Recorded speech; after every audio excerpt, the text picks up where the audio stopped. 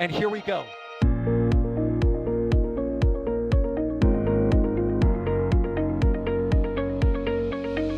have liftoff. Propulsion continues to be nominal. RCPA chamber pressure looks good.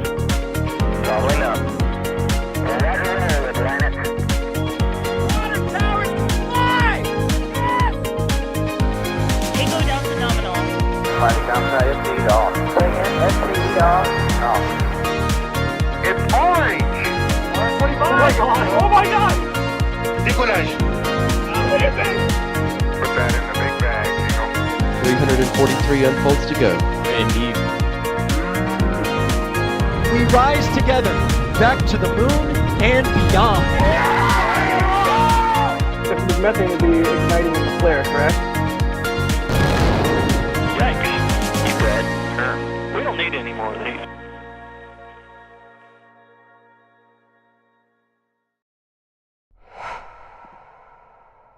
Good afternoon, everybody, and welcome back to another NSF live stream from the hills just outside of Vandenberg Space Force Base, just outside of Lompoc, California. Seeing a bunch of 5x5s in chat. Thank you very much, everyone. Glad to know you can hear us. And you are currently taking a live view at not Slick 4 East, where there is a Falcon 9 rocket poised and ready, but we will get into that a bit later on as to why we are where we are. But Falcon 9 is currently poised and ready for liftoff at Slick 4 East for the Starlink 11-7 mission, hopefully about to take flight in just over 30 minutes time. My name is Max Evans for NSF, and I will be your host for today's stream. Just a reminder for everybody, if you guys have any questions or any inquiries that you want to send us, please tag us at NASASpaceflight in chat, and we will get to your support and your questions as soon as we can. All right. So, as per usual, I am not alone on this stream. I am joined by a group of very talented and capable individuals. First of which being Alex. Alex, how are you? I'm doing fantastic, and it's gonna be interesting to see this launch. Yeah, we're trying something a bit different today, but we will get into that a little bit later on. But also with us is Cody. Cody, how are you? Hey, I'm doing good. Bit of a rare Starlink live stream out of here, and as Alex said, this is going to be a bit of an interesting one here.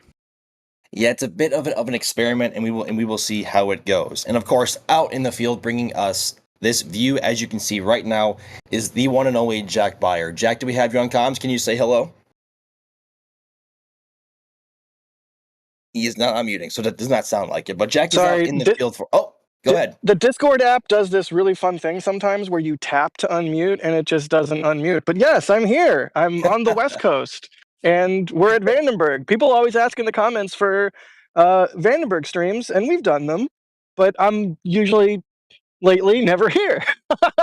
So I'm here. So hey, look, a Starlink stream. Yay! Yay! From Vandenberg nonetheless. Okay, so to address the elephant in the room, the pad that we are looking at right now is indeed not Slick 4 East. That is because Jack is stationed just outside of the Vandenberg Space Force Station from a public viewing location right at Ocean Avenue and Renwick. The pad you are seeing right now in the foreground is Slick 3, which is where the Atlas 5 used to fly from the West Coast. But Jack, could you talk a little bit more about where you are and what the benefits are about that viewing spot for the public in particular? Yeah, this will be a little bit of an informational stream for those of you that want to see a launch out of Vandenberg, because Ocean and Renwick, this flower fields here, like Union Sugar Avenue and Ocean, this whole entire area for big launches, people will sort of line up on the road, and it's like one of the spots, So especially for RTLS launches, because we were about, I think it's 4 miles from the pad, which is honestly just bonkers. Like, to see a Falcon 9 booster coming in 4 miles away from you is truly wild. So that's why I'm at this location. The one downside is you can be really close, but you can't see the rocket on the pad. Now, for launches that aren't RTLS, you can, if you're quick and fast, go to Surf Beach, which for years and years and years and years was closed for launches. It used to be open. then it was closed, and now it'll be open for non-RTLS launches as long as there are parking spots at the station. Once there are, they do close off the road. But the problem with Surf Beach, Max, is the signal there. The cell signal there is really bad. So we decided to go with the authentic Vandenberg experience and show you guys some hills that hopefully we'll see a rocket fly over the top of, and maybe into a blue patch of sky. I don't know. I'm if you want, I can pan the camera. There's a fair amount of blue sky creeping in, but we'll see how that goes. It is Vandenberg after all. It is Vandenberg. But of course, Alex, we are here for the Starlink 11-7 mission. So can you give us a bit of an overview of what is flying today? Yeah, so we are going to have a Falcon 9 launch. Hopefully, we're going to see that here in 30 minutes or so. And that Falcon 9 is carrying 27 Starlink V2 mini satellites into a low Earth orbit. Hopefully, with that B1063 booster, the oldest booster in the fleet right now. It's going to be on its 24th flight. We're seeing here a pan of the different landscapes, I guess, around the area where Jack is located. But there you can see, like, he's not lying. There's hills around the launch site. So yeah, we're gonna have to wait until the rocket clears those hills. But yeah, so far so good. We are also hoping to see this launch out of Vandenberg, as we were saying. It is going to the southeast, which, to be fair, that's also the same direction that these rockets go when we cover them from the Cape, right, Max? But there you have a different perspective because it's sort of like from the west. Here we're actually looking at it sort of from the northeast, so to speak, right? So it's going to be a bit of a different view, I guess, compared to how we see them on the Space Coast. But there you can see that trajectory for today's launch. It's going southeast, hugging the coast of Baja California, going into a 53-degree inclination orbit. And we're going to have 27 Starlink satellites. For some of you, you might think that's a record, right? It matches the current record, but it is not breaking any records right now. Yeah, there you can see that sort of trajectory that it is going to. And so in that perspective, it's sort of like to the northeast of that trajectory we are located. What are you? Yeah. Yeah, this is Ryan, by the way, who's doing all of this. Yeah, that's the landing zone. Of course, I still love you. We'll be there, downrange. That drone ship station on the west coast. It'll be returning back to Long Beach with that booster, hopefully, in just a few days from now. Bird. Gage is probably very happy if he's watching. I'd say, is that a turkey vulture? I'm bird spotting now. I'm completely spitballing at this point. Okay, so that actually reminds me. Thank you for mentioning Ryan's name, because I forgot to mention the fact that the one and only Ryan Caden is the one pushing the buttons and pulling the levers behind the scenes for us today. So he is the one making our stream look as good as it does. In the meantime, before we get to T0. Alrighty, hit some support really quickly. Oh my goodness, I'm so sorry if I butcher your last name, Donald. But Donald Buehlerin, forgive me. I'm so sorry. Thank you so much for becoming a Red Team member. We greatly That's a appreciate cool last you. name. Buehlerin. It is Buehlerin. Buehler. You can make Ferris Bueller jokes, yeah. Bueller in, yes. Okie dokie. So Ryan, do we have the timeline pulled up? Because we are just now at 27 minutes and counting, just about. We should be, at this point in time, we should be getting ready for the beginning, or not the beginning, but we should be well into prop load at this point if SpaceX is opting to go for liftoff today. So, Cody, would you mind giving us a rundown of where we are in the timeline and what we can expect in the coming minutes? Yeah.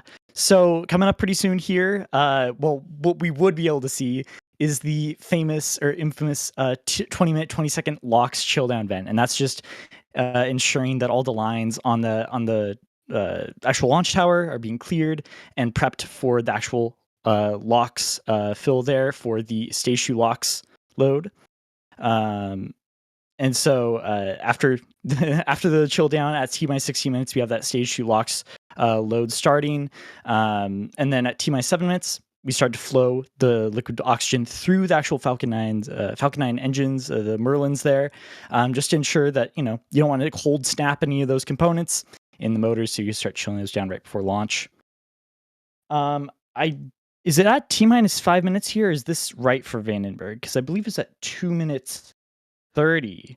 But there is a bit of a different schedule here with the actual strongback retract at Vandenberg, because this is one of the older strongbacks, kind of from the same era as the Amos strongback. It's going to do a full retract right before launch. It isn't going to go to that partial and then full retract at launch. Yeah, the time is the same. It's just that it retracts once, and that's all. Right, there we go. Yeah. Yep. So after that strongback retract, we're going to get our stage 1 and stage 2 LOX loads are going to finish up at the respective 3 minutes 10 seconds, 2 minutes 10 seconds. And then at T-minus 1 minute, we're going to go into Falcon 9 startup there, just to transition into internal power on the vehicle. Then propellant tank pressurization, LD will verify go for launch, and then we'll see the green flash of the T-tab and lift off there. Yeah, and as you mentioned, we are just under 5 minutes from that T-minus 20-minute event. But given the current views that we have, we won't know that's actually happening, as we still are awaiting official confirmation from SpaceX that prop load is underway for Falcon 9. They do have a 4-hour window to launch today, starting at 3 p.m. Pacific and stopping at 7 p.m. Pacific. But again, until we see any sort of official notice from SpaceX, we are just waiting until they go live at T-minus 5, assuming that is the case. Alex, have we talked about the booster that is flying today currently? Yeah, so this is booster B1063. As I was mentioning before, this is the oldest of the fleet, right? It launched, its first launch was all the way back in 2020. Its first launch was from here, from Vandenberg, with the DART mission. Excuse me, not the DART mission. That was its third launch. Its first launch was Sentinel-6A. Then it went to the Space Coast. It launched one of the oldest Starlink missions, I guess, that any of the active boosters have flown, which was with the old V1.0 satellites, if you remember. And then it went back to the West Coast doing DART for NASA, and it sort of bounced back and forth until it actually settled on the West Coast, starting on Starlink 3.1. But it's done 23 missions already. There you can see some of those missions. I mean, I can run down through them. Sentinel-6A, Starlink 1.0-28, DART, Starlink 411, 413, 31, 34, 431, 25, Transporter 7, Iridium 9/OneWeb 19, Starlink 513, SDA Tranche 0B, Starlink 7477, 711, which is sort of the opposite of today's mission. It's 11.7. And then Starlink 717, Starlink 87, Starlink 93, NROL 113, NROL 167, NROL 149, and Starlink 11.6. 23 missions, which is I think I've seen this one booster fly at least 4 times. I would have to go back and look, but I've seen this exact booster fly a bunch. We actually covered this. So this booster, people complain, oh, you don't cover a lot of Vandenberg launches, but we've actually covered at least 3 of these boosters launches. Because I remember Starlink 3.1, we also had a similar stream. It was a different situation. In that case, there was a low deck and fog and everything at the launch site. So we tried a different view, also from a hill, a little bit more of an elevated and more of a distance location.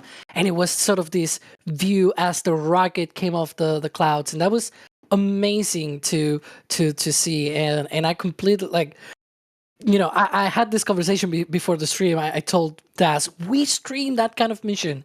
And so hopefully we get a similar view of the rocket coming off the hill and trying to see that. I'm getting a little nervous though. By my calculations, I should be pointed at 230 degrees on the compass which is roughly the center of the frame. Right now, I'm at 100 millimeters, so hopefully when the rocket comes over the hill, it's in frame and I can punch in on it. If it doesn't, I'm a failure and I'm sorry. But we're trying new things here. We're trying fun things. We are, Yeah. and we're excuse me, voice crack. Yes, we are. We're trying, and that's one of the things that we have been known for in the past is we are trying something either risky or something that we haven't tried in a long time or never before. So at this point, with the comms issues or the issues we had getting the camera online from Surf Beach, which Jack was at earlier, we decided, screw it. We'll try somewhere else and see if it works out, and that is what we are doing right now. Those are the So annoying challenges because of it's covering.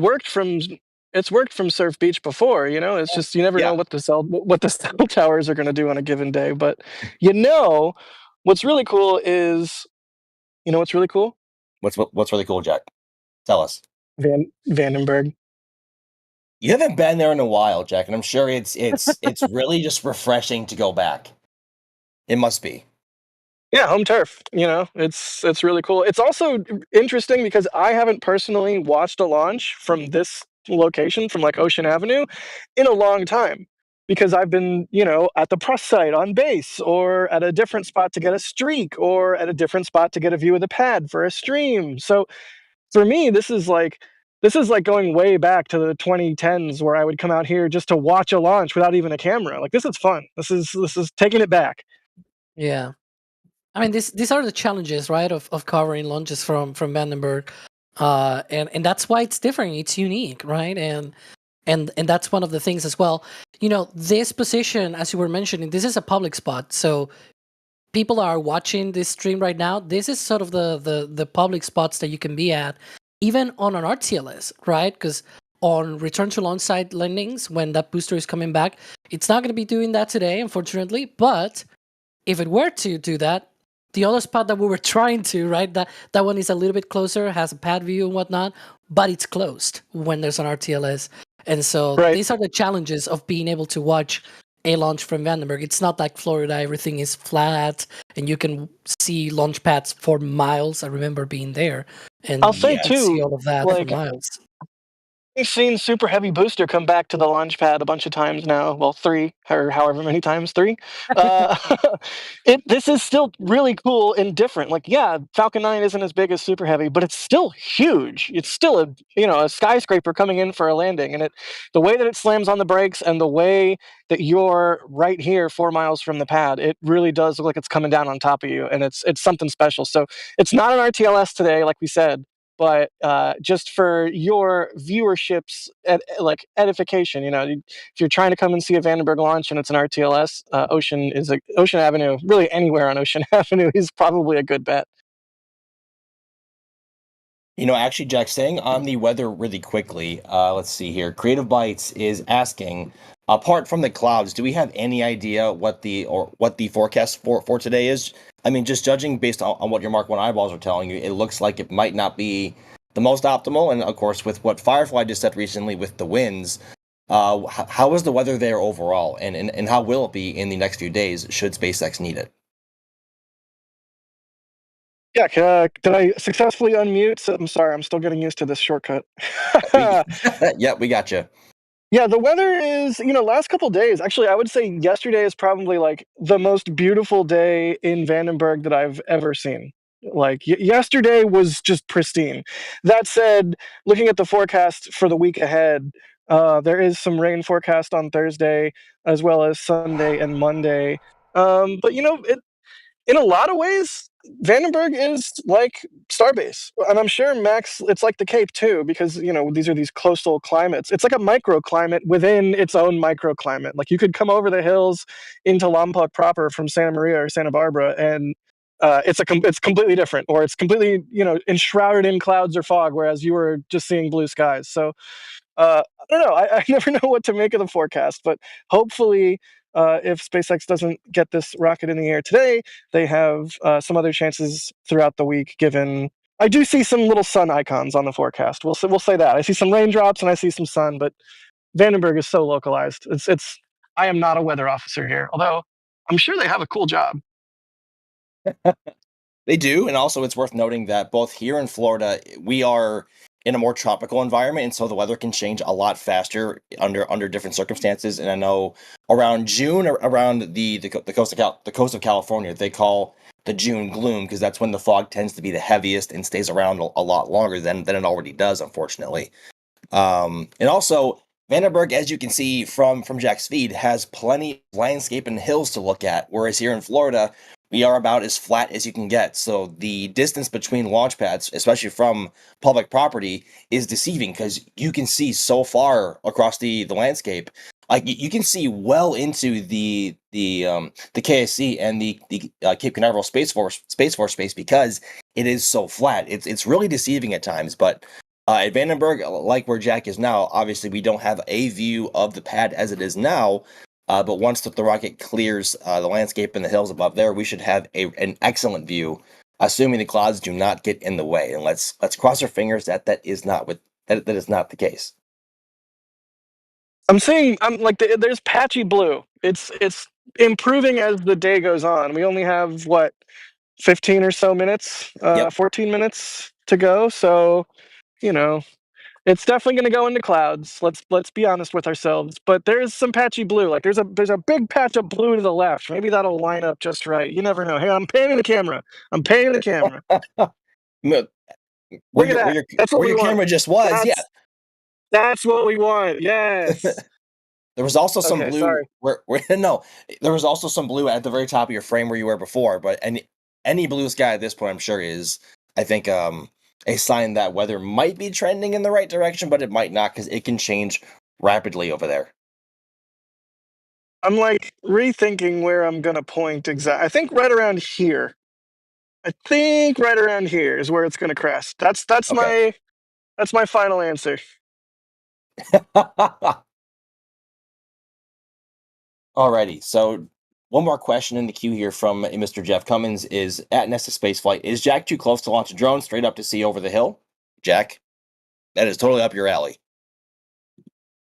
I haven't even checked, but I assume it's a no drone zone. I wouldn't. I mean, I am surrounded by military base. The runway Yes. for Vandenberg is probably less than 5 miles away from me. I'm probably in class who knows airspace. Like, no, no.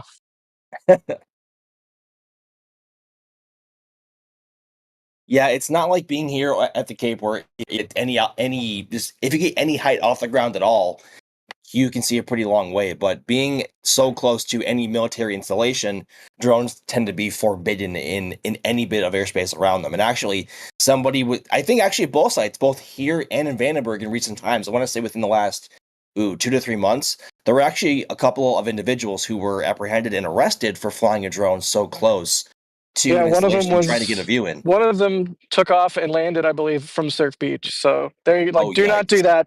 Do not do that, people. You will get in trouble.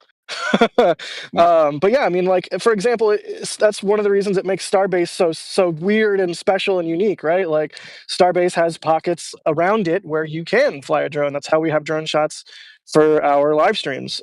Sometimes, but it's obviously not a military base where everything's kind of out the window. Also, you know, Vandenberg's runway is super long. Like the X-37B can land here. Like shuttle could have landed here. It's not inactive, is the way I'll put it. Vandenberg is incredibly active. I mean, it's not just SpaceX and ULA and other, or in Firefly too, that are operating out of there. There are, of course, many military aircraft that also operate and test out of there, and many of which we can't see or can't even know about because of how classified their work is. So, I mean, it's an active military base, an active military site with active with testing happening as often as it can. So. It's rare that we ever get a look in that direction, but ideally we don't see anything on their front. That's what by they being Max, being of course the Air Force. have you ever Go ahead. had a PAO officer? I can either confirm or deny to you. Have you ever had that line? Honestly, I've tried not to ask. Like if I've heard something either through the grapevine or I've seen like a headline on social media somewhere, I try to not approach them and ask them about it because like depending on the topic and how it, I guess, came to light, whether it's a rumor or a leak, they might handle that sort of information differently than, say, if there was obviously a press release of sorts. So I have Yeah, not yeah, that makes actually, perfect sense. yeah, so I haven't really asked anybody a question of that sort that would either get me, like, I can either confirm or deny, or a slap on the wrist for even asking. I know that there has been Well, cases here. I wasn't Go even ahead. I wasn't even thinking like asking questions. I was thinking like seeing something. But yeah. Anyways, let's move on. Let's move on. One more question here from Blue Creeper 930. NASA spaceflight. Do we have a confirmed trajectory, Alex? I think we mentioned it before, but I believe we do. Yeah, to the southeast. Ironically, very similar to the Cape launches, as I was saying, targeting a 53-degree inclination orbit.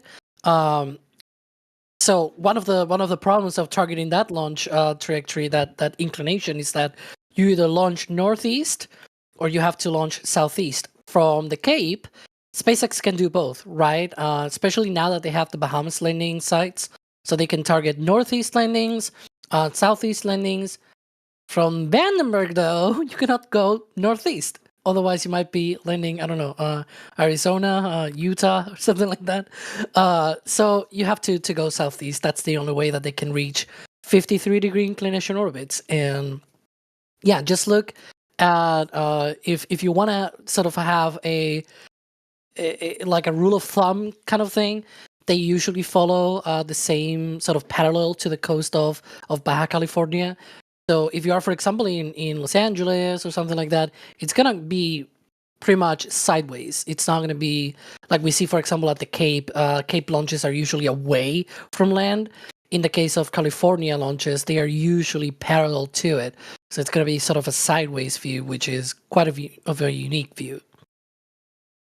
It is, and also if you launch directly westward out of Vandy, you are launching retrograde or against Earth's orbit, which is a pretty rare flight path to launch into, but it has happened before, but obviously not ideal for most circumstances, unlike here in Florida, where you can launch anywhere Yeah, between... Go ahead. I think Firefly's first launch was retrograde, if I'm not mistaken. I could It be was. wrong, but Yep. I obviously think it was, it didn't yeah. get that far. But I think it was planned to be retrograde. Like it does happen. Also, a lot of the ICBM, like the nuclear missile tests that happen out of here, will just go out west towards like Hawaii or Quad. Mm-hmm. But of course, those are suborbital, so it's not like they're going very far beyond, I guess, their intended target beyond several, however many thousands of kilometers away. But actually, there is no smooth segue into talking about the Flight 8 patches. But actually, our Flight 8 patches that we have talked about for a while, and going all the way back, it seems like months ago now, but Starship is launching so often. Our Flight 8 patches are finally shipping. After a long time, we've been getting a lot of questions, and we've had a lot of people asking about it, and they're finally shipping. And for those also asking, we have less than 20% remaining in stock. So get them before you can, or get them while you can, and they are not coming back. That is how our patches work. We do not reproduce them. So once they're gone, they're gone. Also, have you guys hugged a booster yet today? Jack, have you? Anybody? I think if I tried to hug a booster today, I would have been tackled by Space Force security, which is generally something I try not to do. Maybe from Surf Beach, you might just be able to run up to it really quickly and try. But I would not recommend doing that. You would get apprehended really quickly. But Maybe I'll stop by Hawthorne on my way home and hug the glass around the booster there you at go. Hawthorne. Maybe I'll do that. There you go. Yes, and of course, as you can see, we have our "Have You Hugged a Booster Yet Today" shirts up on the store in multiple colors, black and white text, royal blue with what? Jack? It's orange. It's orange. It is orange. Yeah. I think it's rare to have any orange shirts in our store. I mean, otherwise, Jack, I think they're either custom made or in very short order just for you. But we actually have an orange shirt in the store for everyone to get now. So it's a unique opportunity, and I would get them while you can, because I'm not sure how long these will last either. And of course, we also have our metal prints as well from both myself, D, Jack, and others who have shot for us before, also in the past. We have so many prints in our store right now, and that is just a sign of the times with how often SpaceX and others are flying nowadays, giving us great opportunities to shoot any launch vehicle happening at any time of day and any creative opportunity that we can get. So those are also in our store and also because these prints are shot by individuals, a cut of the profits of these prints goes directly to the photographer that shot them. So be sure to check those out at shop.nasaspaceflight.com. Shop.nasaspaceflight.com. Goodness gracious. I'm getting over a cold, y'all. I'm not sure you've been able to tell, but I'm getting over a cold. So bear with me. Yeah, you're fine. Yeah, it happens. Get some of that lemon tea stuff that Das never shuts up about. Hang on. Dude, hang on. Well, is go that ahead. is that the fairing? What? Where? Oh, Is that the fairing where it says Space for Space on top of base? Is that Wait, the hey, fairing look, that it's we the can fairing. see? Is it? Is that? Yeah, that'll be it. No kidding. Well, So we we have a do- rocket view. We do technically have a pad view. There we go.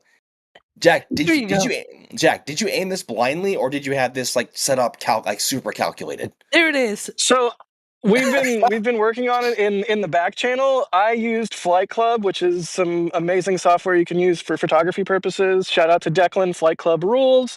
I used Flight Club to calculate a way to point, which was 330 degrees on the compass, and then we did some maths and stuff based on my GPS coordinates in the back channel. But also, I mean, I generally know that stand of trees to the left of the fairing is what it comes up behind from this general location. And so I just zoomed in for launch. I had no idea we were going to be able to see it. You can just barely see it. That's great. And you had it right in the middle of the frame too. So for aiming somewhat blindly calculated, that's pretty good. That's pretty good. You done did good. Jack, let me know if we need to send you off at any point to get ready to track. And look at this. Yeah, let's do that now. Copy. I think I am going to jump off now. But thank you everybody for hanging with us while we hang out in Vandenberg. Like I said, we always see people's comments asking for Vandenberg streams. I obviously love Vandenberg. I never shut up about it. It probably annoys people. I'm sorry for that. No, I'm not. But yeah, here you go. Here's a Vandenberg stream. We hope you enjoy. I'll see you guys on the other side. Right on, Jack. Get some. Yes, we finally. Yeah, it looks so clear at the pad. That's how deceiving. Yeah, right? That's how deceiving Vandenberg can be because you can be SpaceX anywhere is from using like AI. or either AI or a straight up cloud maker. Like that has to be what's happening right now. And obviously with the venting coming out of Falcon 9, those are, I guess, some pseudo clouds until they evaporate and thin out. But here we are, just over 3 minutes and 17 seconds away from launch. Alex, where are we in the countdown? What's coming next? And when? Oh, actually, there goes the transporter erector rolling back right now. Yeah, we should be approaching stage 1 looks load complete on the first stage. And as you can see as well, the Stromback is retracting. Unlike the ones at the Cape, this is going to be retracting and it's not going to be coming back. Like it's just staying there. Once it's retracted, it's retracted. And indeed, stage 1 liquid oxygen load is complete. There you can see some of that venting from the pad as well. One of the differences is that we can see the sort of equivalent of the closeouts on the Stromback, but instead it's on the launch mount there on the base at Vandenberg. It's a view that we don't have on the Space Coast, unfortunately. But yeah, next up should be that second stage. We'll see the Stromback vent returning, all of those gas closeouts and everything as well. We're going to have a T-1 minute startup. That's when the ground computers will hand over control of the countdown to the rocket. The rocket will also do all of those automated health checks and everything ahead of liftoff. And hopefully we're going to get into that final go for launch at T-minus 45 seconds. And boy, a launch in less than 2 minutes from now. That is such a pretty landscape too. I mean, obviously from Jack's perspective, the clouds are pretty intrusive and obstructive, I guess is the better word for that. But from right here at Slick 4, it is looking absolutely fabulous. That looks so pretty. Right, approaching 90 seconds before T0. And of course, at T-minus 1 minute, Falcon 9 will go into startup, and we may hear a call out of that from SpaceX. Yep. Log load complete on the second stage. That is so There's pretty. that vent from the Yes. Stromback. Can't Very get how good. clear that is. It really is. We do not have this in Florida. This landscape. You do have the ocean views, though. We do, but we aren't directly on the ocean, though. Unfortunately, like we aren't as close. I mean, Slick 40 is pretty close, I guess, but not this close. We are under T-minus 1 minute now. Looks like they are in startup now. You can see there. Very good.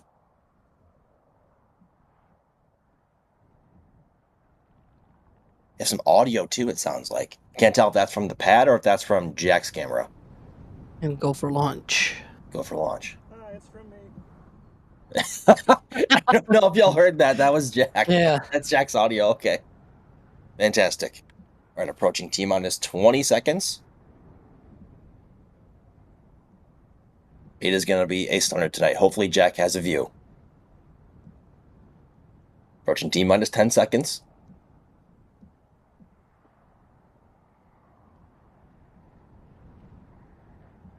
There's T0. And... oh. Do we see that fairing? Ooh, that fairing's not moving. Oh, it's No left way. the trees. No way. No way! It's on the other side. We just got complete. Oh, wow. That is so pretty.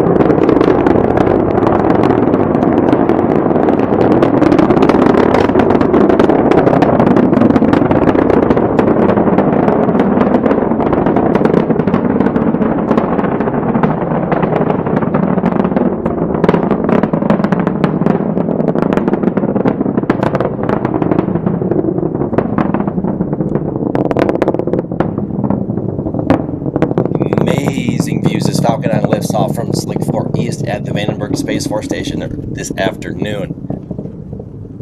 Falcon 9 should be supersonic at this point. We should be approaching max Q. Now I wonder why that thing looked like a fairing. I wonder what that was. Yeah, we need to look it up on a map afterwards. We got completely bamboozled. Yeah. That was awesome. Also, great to hear Jack cheering in that too. And I know he does not get to see Falcon 9 launch as often as he perhaps used to, but I'm sure he's super happy about today. Someone saying a decoy fairing. I wouldn't be surprised if SpaceX actually had like a fairing with another stack of Starlinks already ready to go. Oh, good. Maybe.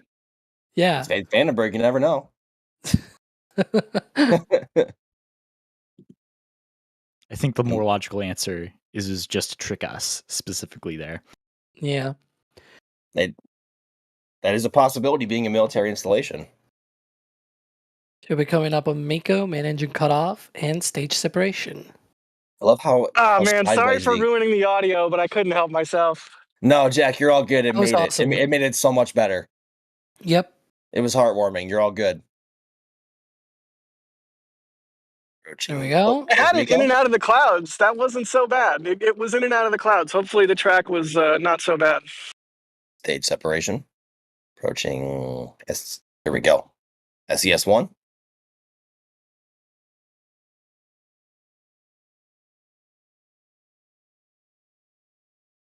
And there Gorgeous goes views. the crit fins.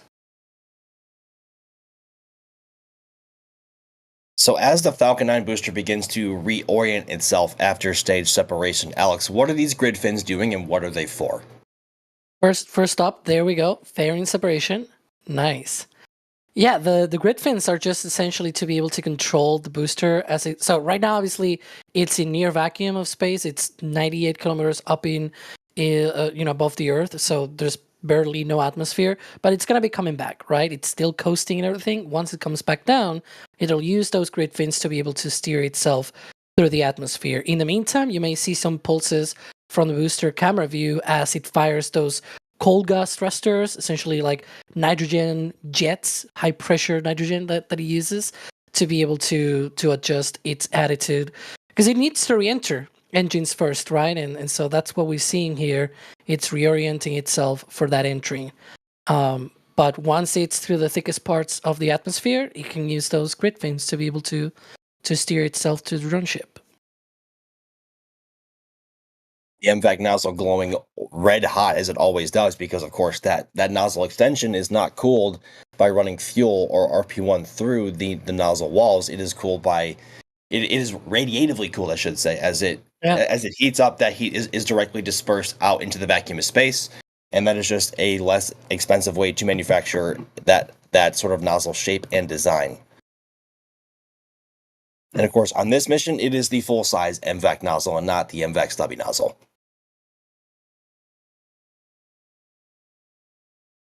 Continuing to pile on the velocity, approaching 143 kilometers in altitude for the upper stage.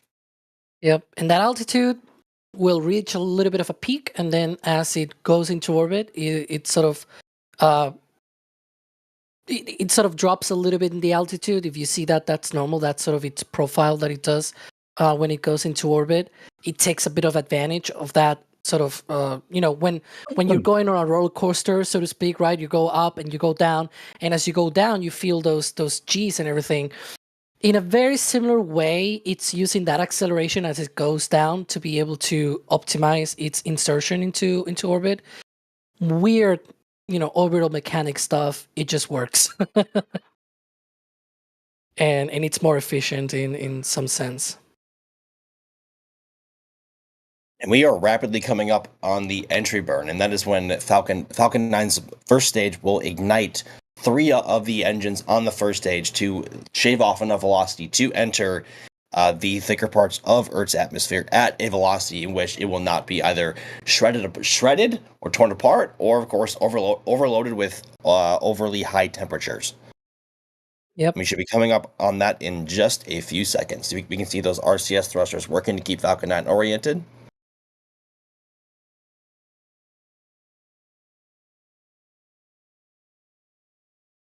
Any moment now.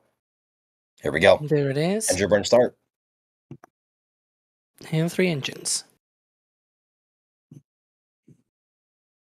And this both slows down the booster and protects it from the re-entry forces. I know a lot of people probably are familiar with the super heavy entry. It does not do an entry burn, and so it glows that engine bay. And it's actually re-entering slower than Falcon 9 it is right now. You can see there 5,300 kilometers per hour in speed.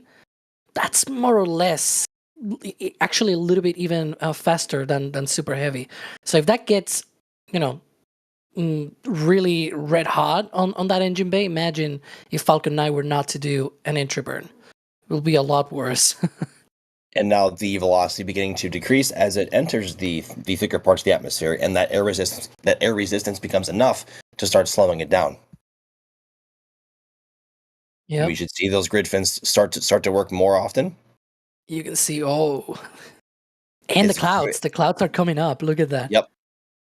It's very cloudy over the ocean today. Yep. And the vent. Yep. And the vent that we're seeing from the second stage engine, by the way, that's a bleed valve that it's called. That is completely normal in this operation. So yeah, we've seen that in pretty much all of the 450 launches of Falcon 9. More than that. Should be coming up on that landing burn. There it is. Look at that.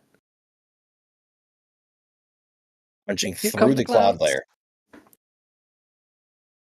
Whoa. And there's the drone ship. Wow. Look at that. Landing leg deploy. And? Oh.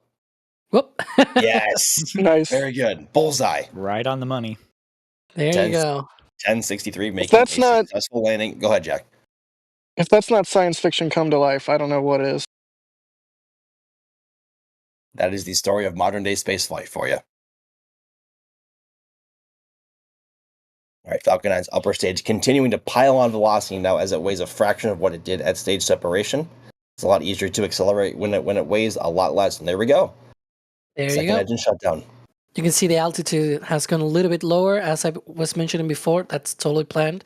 It's the way that they sort of do these insertion burns. All looking good. 1063 hitting a almost dead near bullseye right in the middle of the drone ship, of course, I Still Love You, and a good nominal orbital insertion for the upper stage and its payload of 27 Starlink V2 mini satellites. Now, normally on these streams, we would have many replays to prep for you, either from our bots or from me or from D or whoever else is shooting over here.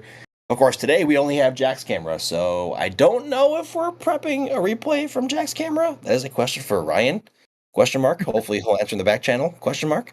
I mean, Why? I think I had it solid for like 20 seconds tops. If you want to watch it again, I'm down. But hopefully it was enjoyable. But it needs was to be very- with sound, though, with your yeah and everything. It needs audio. Oh, I Ryan's did saying not say stand by. yeehaw. You did say something. I did not say yeehaw. It was borderline yeehaw. Yeah, you did kind of a yeehaw. Yeah. But like when you're in the moment, you don't know what you're saying. So Jack is totally fine. It's good. It's good. Oh, here there we go. That's the fastest we've ever had a replay pulled. That's awesome. Oh, that's beautiful. That is gorgeous. I don't know, man. I think this is more than 20 seconds.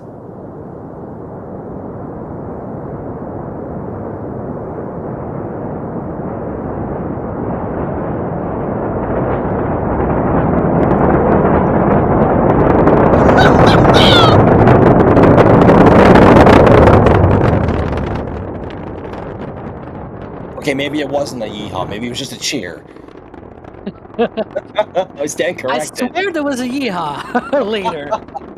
You stand That corrected. was me seeing it through a gap in the clouds again and trying to get the camera back on it. That's what that sound was. There it is. Jack? Look at that. Jack, how was it in the field for you?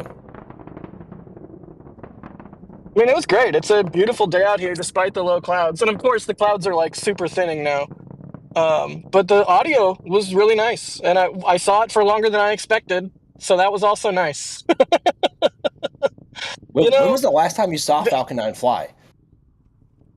Before this one? Not too long ago. I mean, what define Falcon 9 fly? Like I've seen Falcon them 9 from launch. LA multiple times. Oh, very I recently. see what you mean. I see what you mean. Like I've tried to- from Vandy. Yeah, I've tried to shoot at least 2 streaks from Los Angeles of a Vandenberg launch in the last couple months, both of which didn't work for various reasons. But yeah, so I mean, I haven't been, like I said, I haven't been at this location off Ocean Avenue in the flower fields here in a long time because I'm either usually at the press site or at Surf Beach or somewhere else. So yeah, this was really nice, and the audio you get when you're here in this valley. Like I feel like I would love for you to hear this, or somebody that's seen a bunch of launches from the Cape to hear this because it's quite a lovely auditory experience. It was just really nice sound today. That needs to be in the intro. Oh, That's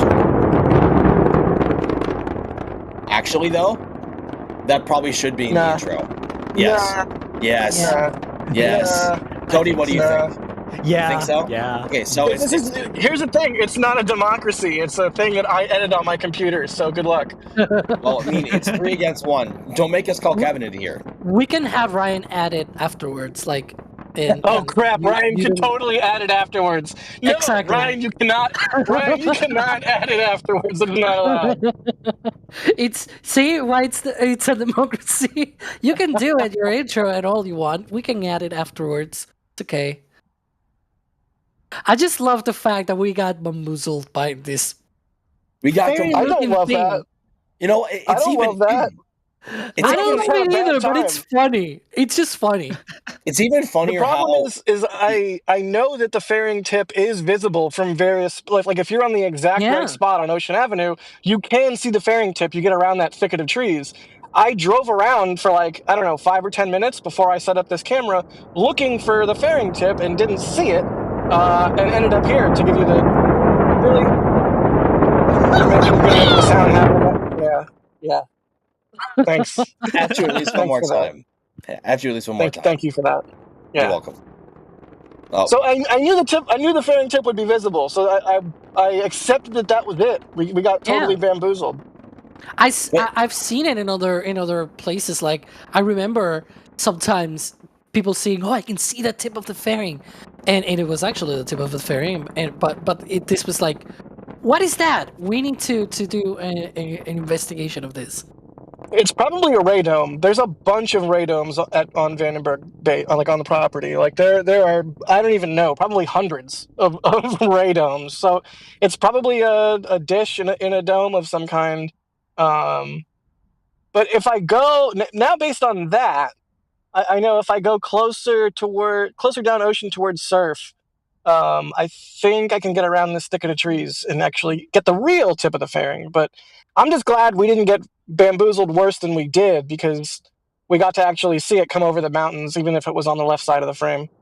honestly, I was just gonna say, like, I think it's even funnier that we got bamboozled in the such that we thought we had it in frame or in the middle. Obviously, that wasn't it, but we still saw it come. It was still in the frame when it came up over the horizon. Like, it wouldn't have been as funny if it came up out of frame, but it still came up in frame, just not where we thought it would. So I think that just makes it funnier. Honestly, it's kind of a teachable moment too. Like I'm sure it's happened to you, Max, where you've been at a launch and you've been looking in not the exact right spot. If you're going to a launch and you're hoping to see it, like be sure to scan also, because you might not be looking in the exact right spot. It happens very often, especially when you're at night farther away. So especially if the pad lights are not easily visible, it's very easy to mistake, like looking in just the wrong place. All right, while we had this replay, that was fun.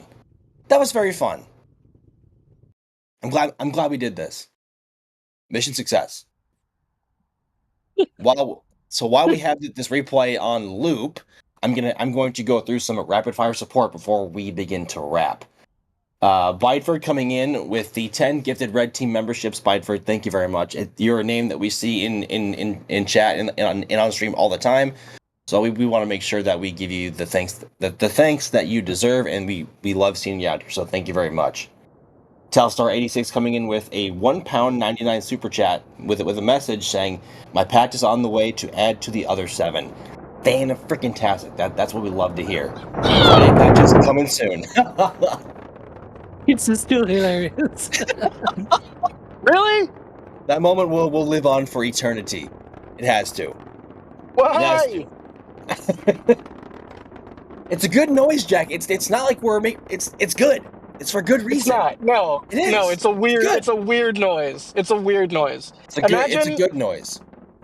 Imagine like you're going on a date with someone and they hear that noise. They'd be like, "All right, I gotta go. Bye." Okay, but like It's not a good that's heavily dependent on the scenario that you're in, my friend. fair.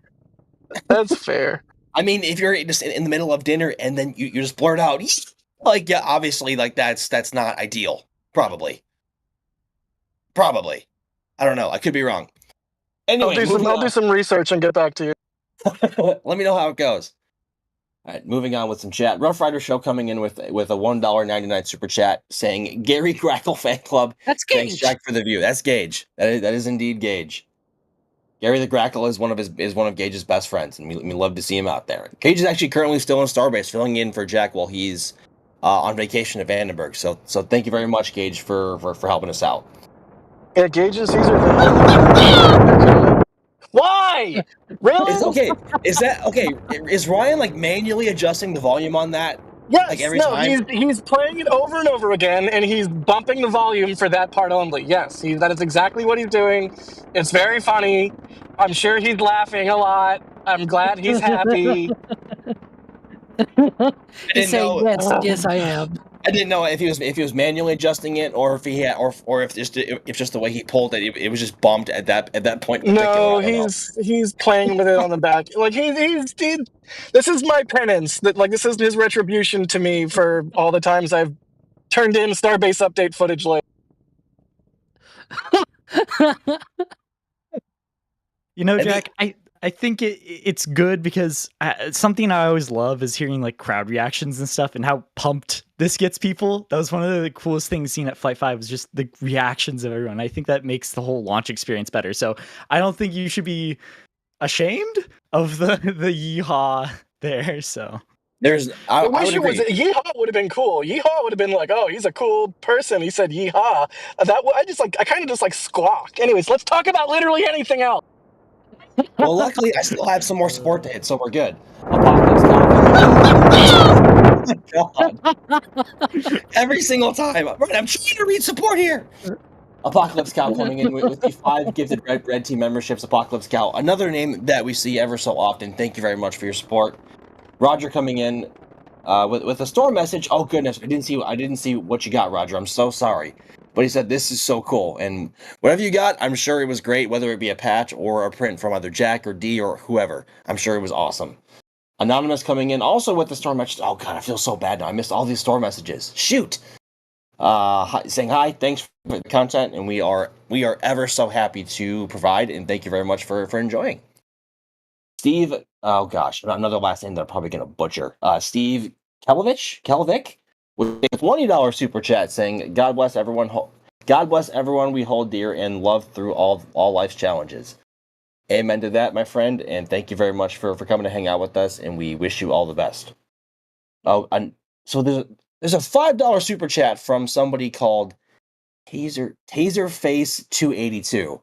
That sounds like one of Jack's burner accounts. Taserface. But with Taserface coming in with a $5 super chat saying that needs to be the intro right after It's Orange. Agreed.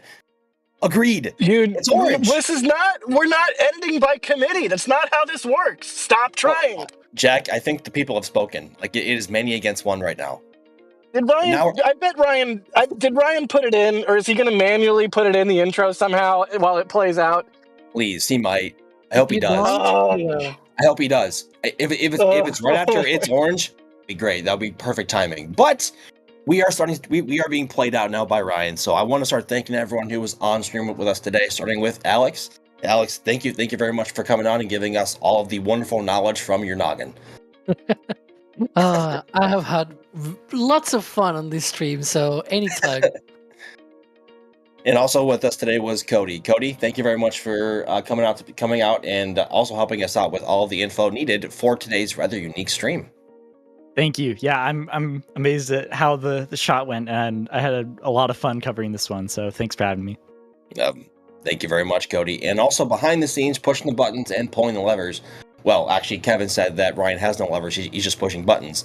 Was the one and only Mr. Ryan Caton helping us out with producing the stream. So check out everyone I just mentioned and all of their social media, and be sure to check out all of our socials as well, whether it be on Facebook, Instagram, X, Blue Sky, anywhere you can find us. We are anywhere we can be. My name is Max Evans. I am a spaceflight photographer for NSF, and this has been the Starlink 11-7 mission. Thank you very much for coming to hang out with us, and we will see y'all again next time.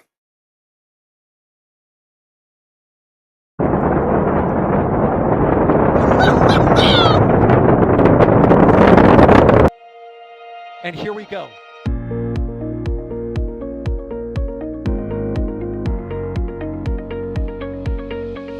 We have liftoff.